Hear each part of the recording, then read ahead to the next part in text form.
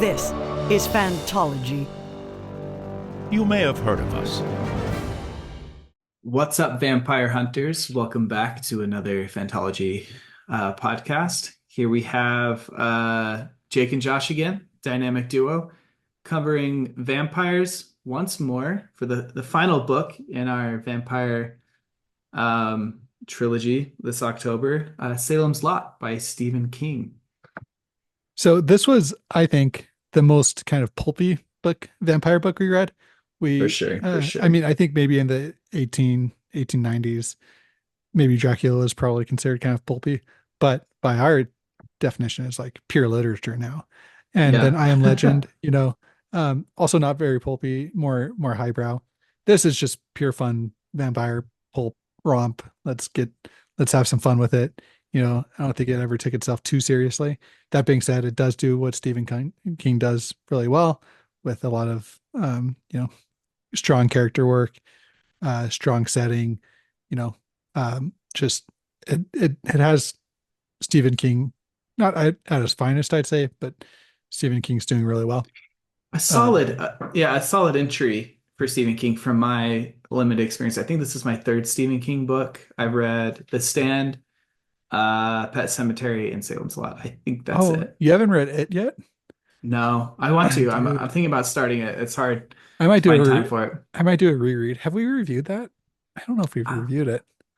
it'd be you and Ben, right, who have read it. Yeah, maybe me and Ben reviewed it a while ago, but maybe that'll be next Halloween we can do I really it. want to get into Dark Tower, which no spoilers, but this book is has a connection to Dark Tower. So Yep. um Which I hadn't read this book before I read Dark Tower, and now, and yeah, it was. I kind of wish I had. I think that this would be one of the bigger books to read before you read the Dark Tower, from my mhm. limited Stephen King universe experience. Yeah, solid entry for Stephen King. I think again, experience is limited, but Stephen King kind of tends to rush the endings.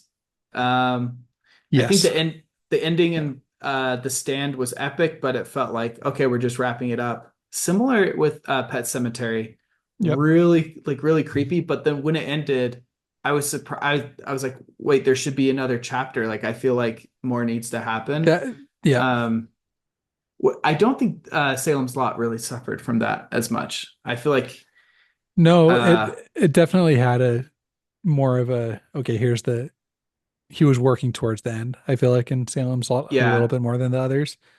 Kind of had a yeah, vision for what he wanted to have happen. Yeah. especially the very end, like the last scene, I feel like really was kind of like decently foreshadowed and built to in a good way. I agree, it's pretty pulpy. It's not as scary as I thought it was going to be either. Um, Stephen and King again, isn't usually super, it's more psychological horror. Like Pet Cemetery, I still think is the scariest book I've ever read, but it's disturbing. not in like a frightening sense, and like a holy crap, it's gonna like leave some mental scars on me sense.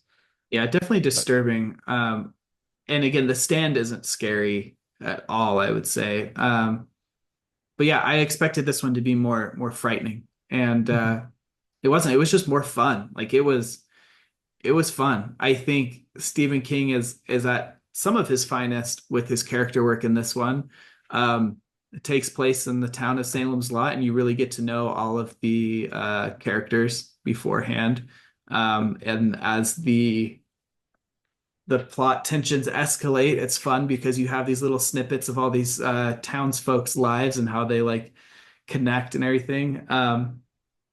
I will say I was kind of disappointed that they didn't have more of a connection to each other, whereas I think he does that really well in The Stand, where like he Mhm. really builds this huge cast and all It of all their comes together. connections to each other really, I feel like they matter more.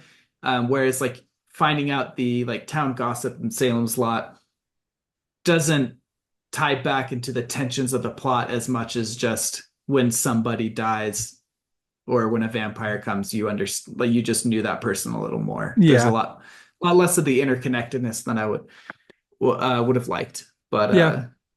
I feel like that's similar to Cujo, the dog one. I think that one's Mm, called Cujo. Anyway, yeah. yeah, I think that I think when he is at his finest, kind of like it and the stand, Yeah. those From cast of that. characters do Yeah. really come together a lot more than in maybe like Salem's Lot. But they still do, like you still get the team assembled. Um, Yeah. I so guess I which mean is more fun. like you get really deep into some of these characters' minds, like some of the more like side characters in Salem's Lot. Yeah. And I More feels haven't like a read detour than like a I like did it or did like a feel like tangent than a detour. it felt like branching roots in a good way. But from what I've seen of the adaptations of it, what it seems to do better is um just how the main threat is connected to getting to know these characters more. Hmm. Whereas Yeah. with this, vampires come and it doesn't really matter who's a the fact that someone is a cheater or a drunk or like a mass I don't know, like some violent person, those don't really play into how the Right. supernatural vampire element affects them, like you would see in The It, Stand or It. it does a little bit in the sense that like, oh, so this is how they're gonna kind of use as a foothold to get in. Like when he does do that, Yeah, that's in a that's sense. true. Yeah, that's But yeah, true. Um, but yeah, I'm thinking of a specific scene we can get into more when we get into the spoilers of um due to some confrontation earlier pre-vampirism that leads to the spread of vampirism even more so. I guess I would mm, have liked to see more in a perfect world, if this book were more perfect, there'd be some kind of social commentary to do with how the weakened moral state of the town's characters led to the demise more. Something I think that does that really well is Midnight Mass. And yeah. again, not trying to talk about too many adaptations at this point, but I feel like as much as I liked Salem's Lot as a book, I feel like Midnight Mass is almost a better Better version of it, version. Yeah. or a version more attuned to my liking of it, of Mhm. like my preferences.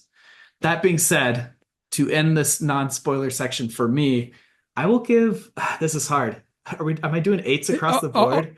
yeah, I think that this one's a little bit lower for me, more like a seven and a Se- half. Yeah, I'll do Like, 7.5. It's the most yeah, fun. it's the It's the most most fun. fun. It's the Yeah. least thought provoking, and Yeah. it's the most. I don't want to say derivative because it was meant to be derivative. You know what I mean? So it's like Yeah, I it's more didn't feel paying like it was homage to it. derivative. Yeah, yeah, I would say that. There's a Yeah, lot more. Yeah. but it's not really expanding the lore of vampires in any super meaningful way. It's more just like, hey, what if Dracula, but in a small town in Maine? Yeah, and that's essentially the premise of it. Yeah, Um, which is yeah. which is great, but it's not like Yeah. breaking new ground, in a way that I kind of felt like I Am Legend and Dracula did. So Yeah. Um, cool. So yeah, that's all I have to say for the um non-spoiler section. Or I guess if you haven't read it, people who would like it, if you love vampires, you like it. If you like Stephen King, I think you'll like it. yeah, yeah. If you like Stephen King, then you've probably read it. So it's kind of tricky because it's like, would this be the first book I recommend people to read of Stephen King? Probably not. But if you're a Stephen King fan, you've probably read it. So it's kind of tricky. But Yeah. um, yeah, And if you're just in for a fun like spooky romp, I think yeah. it's good for that. Yeah. Heading into spoilers then.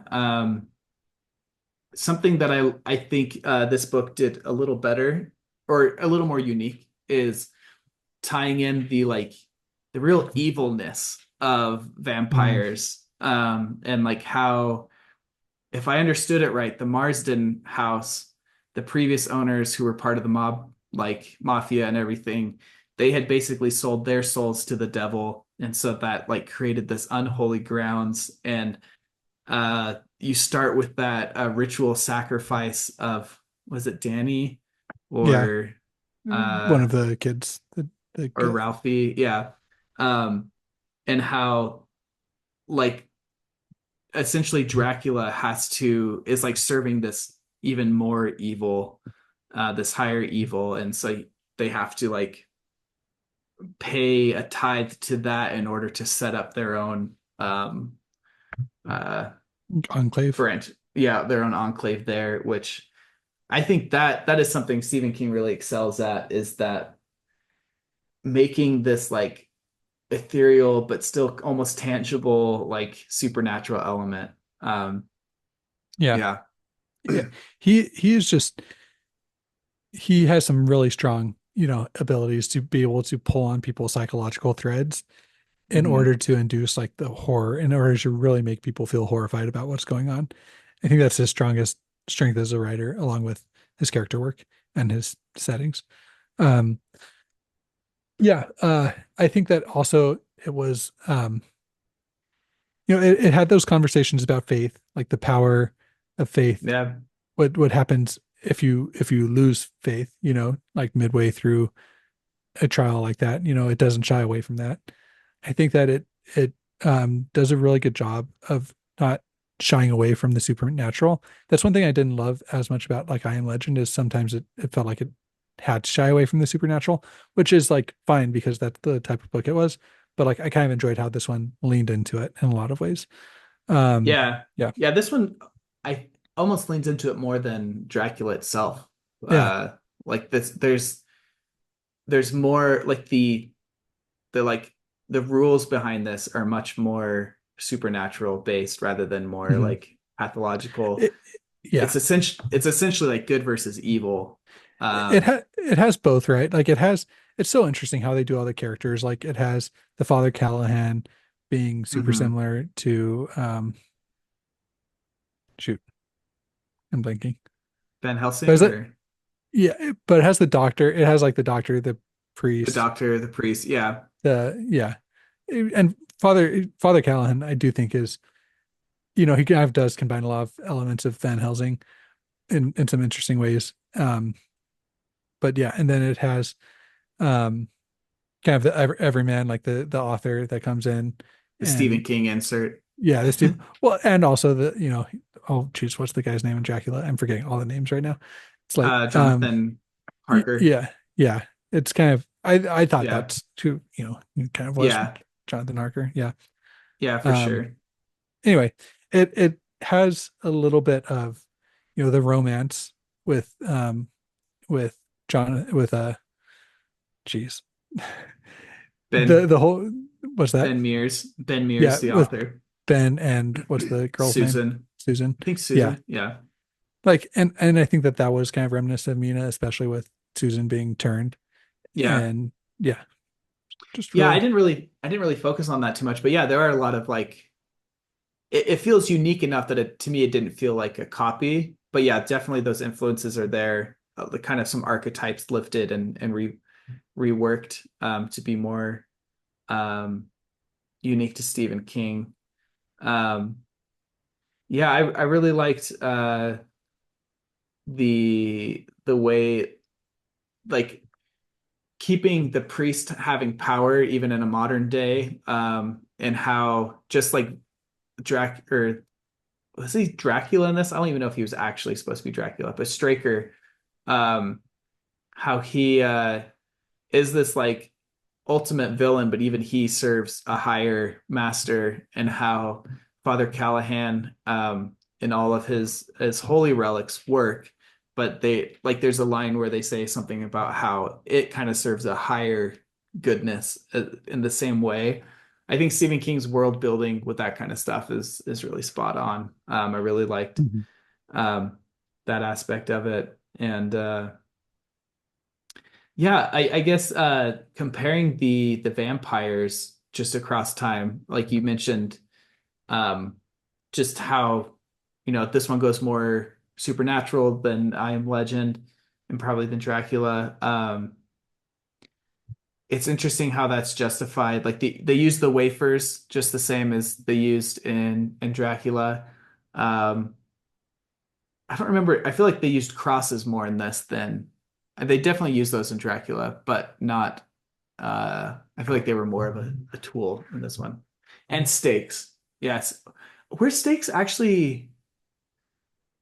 I think so. I don't think they killed Dracula with a stake though. In Bram Stoker's Dracula, don't they like cut off his head or they I think they stab got off his him? head. Yeah.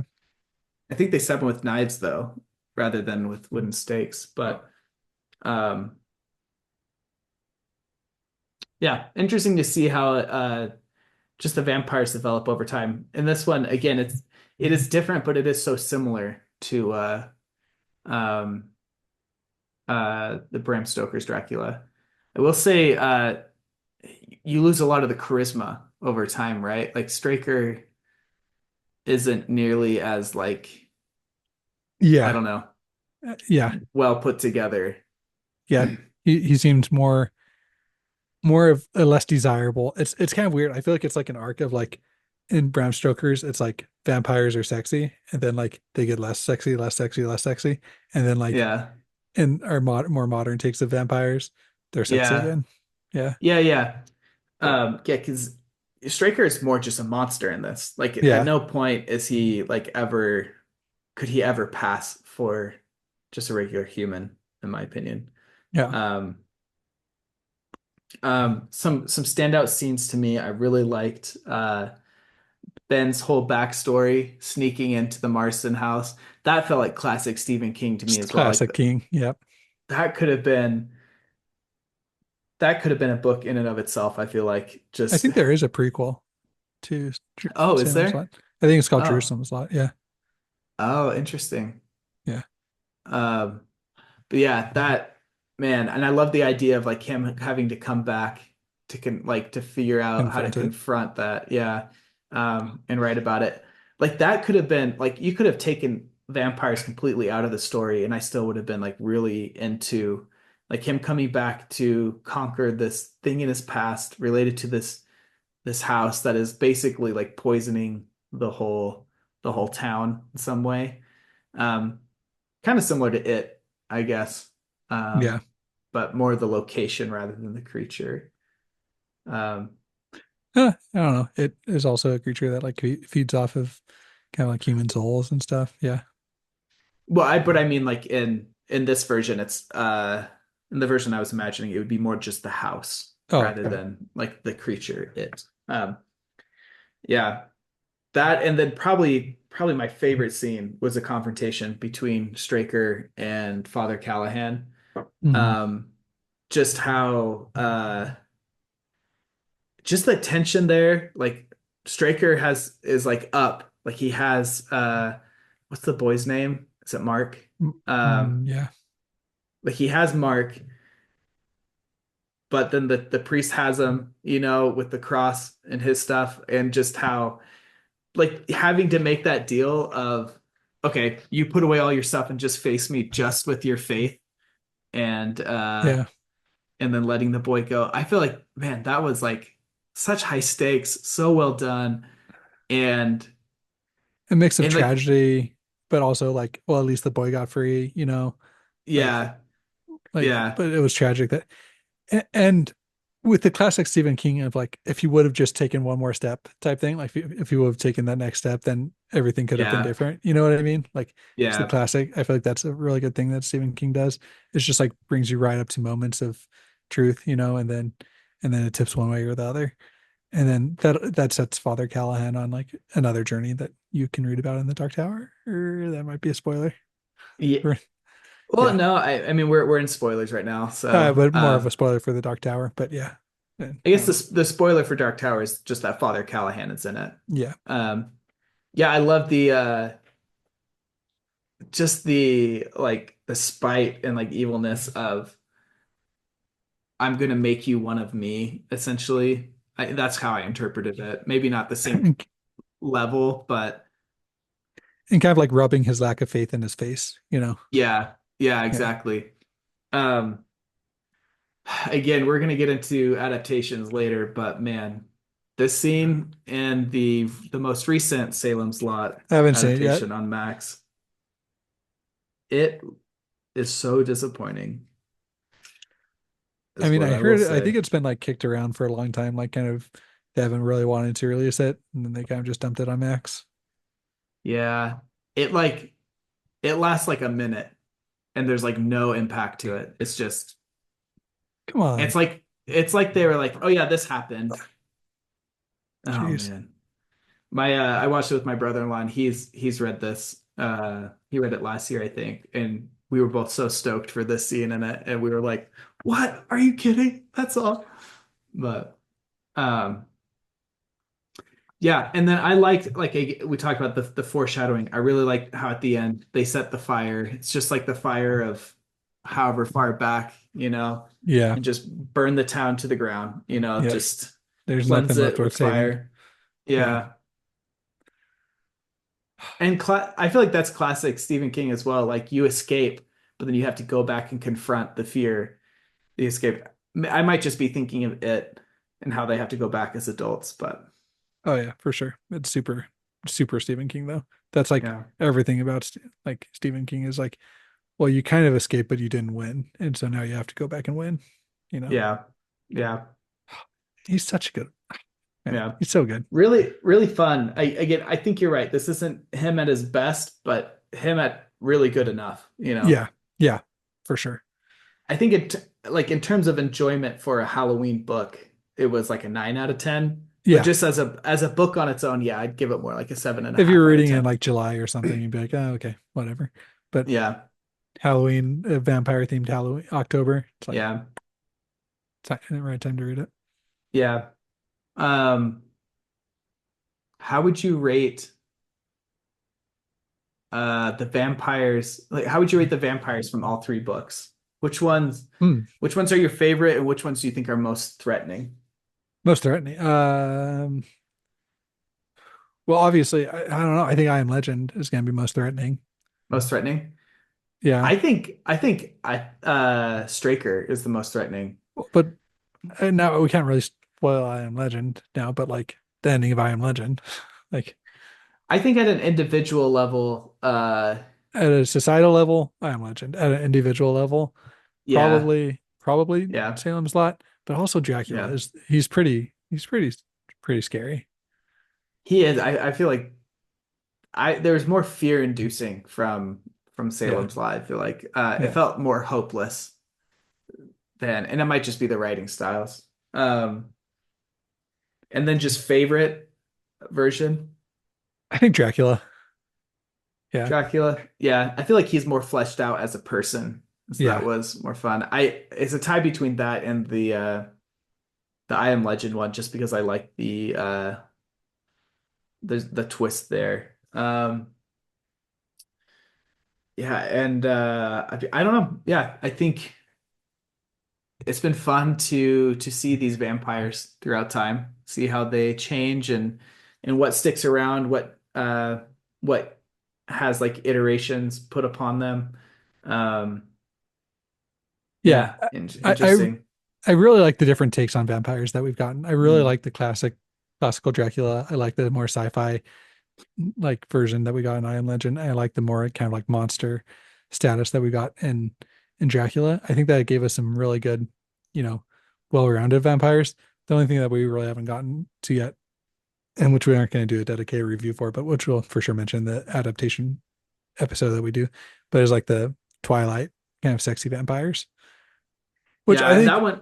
like it or I not, think. I think is like a hugely influential part of like vampire culture, Oh yeah, like the lore of vampires. Yeah. Which, as we mentioned, was around in Dracula, um, was kind of around in I Am Legend and wasn't really around in Salem's Lot, but yeah. yeah. Maybe in that episode we spend partly just talking about the adaptations in terms of like best and worst, and then also just vampire portrayals throughout in media in general throughout Yeah. time and Yeah. like And where we're at uh now with them, like, yeah, yeah. We have a lot of vampire content, but we're trying to just yeah, stick to 4 episodes. So yeah. yeah. um yeah, thanks for joining us on this journey of vampires up to this point. Stay tuned for the uh more broad exploration of vampires in media throughout time. And if you like what we're doing here at Fantology, check out our links in description. Uh, consider joining our Discord. We love having good conversations there, and we've got some good Stephen King fans in our Yeah. Discords. Yeah. We got some professional Stephen King people in there. Yeah. Yeah. Um, cool. All right. Thanks, Thanks, everyone. Jake. See you.